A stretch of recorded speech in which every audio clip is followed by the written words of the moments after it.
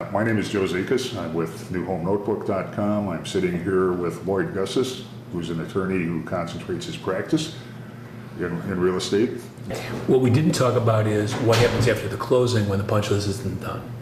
And that's also an item in the contract, because the contract will typically tell you how long the developer has after the closing to, quote, finish the punch list.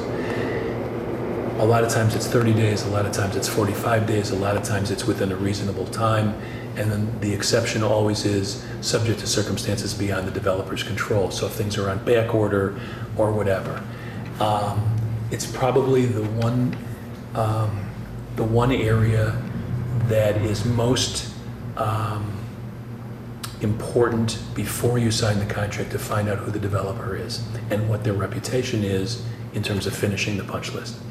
Because once they have all your money, then you find out who you're dealing with.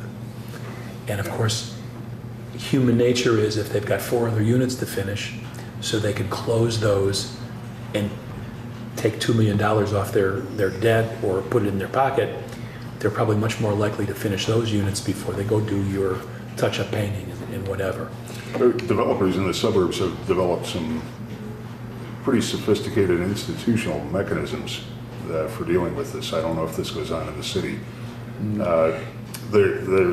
For example, some of the suburban developers, the larger ones, turn over the unit to a separate department. Oh, that's wonderful. That is a profit center that's responsible, that also deals with the punch list prior to closing to make sure that it's done. And once that unit is turned over, that follow-up department has to get things done, because again, they're being held accountable for it as a profit center, as a customer service center. Have you seen that happen in the city? I have not, and I have to tell you, I think that's the most wonderful thing I've heard about new construction. Yeah, because I've typically seen it happen that is where people get dissatisfied. They move into their house, their punch lists are 10, 20, 50, whatever it is, number, and then they just don't get anything done. I mean, the developer actually sits there and says, okay, there's $1,300 worth of things to be done. My punch list department gets $1,300, and they've got X days to complete this stuff. I think that's wonderful.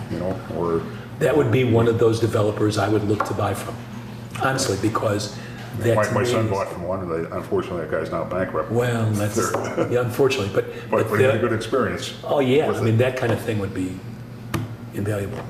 Because again, when it's done right, what it forces is that department doesn't want to get any units with anything left to be done. So they get the pre-inspection stuff done and really put the feet to the fire to get these units totally done before closing, when at all possible. My dearest friend, the first new construction house he bought, and I don't think these people are in business anymore, he bought it from Campanelli out in Schaumburg. And I was talking to the other lawyer. He said, well, when he does his walkthrough, there won't be much.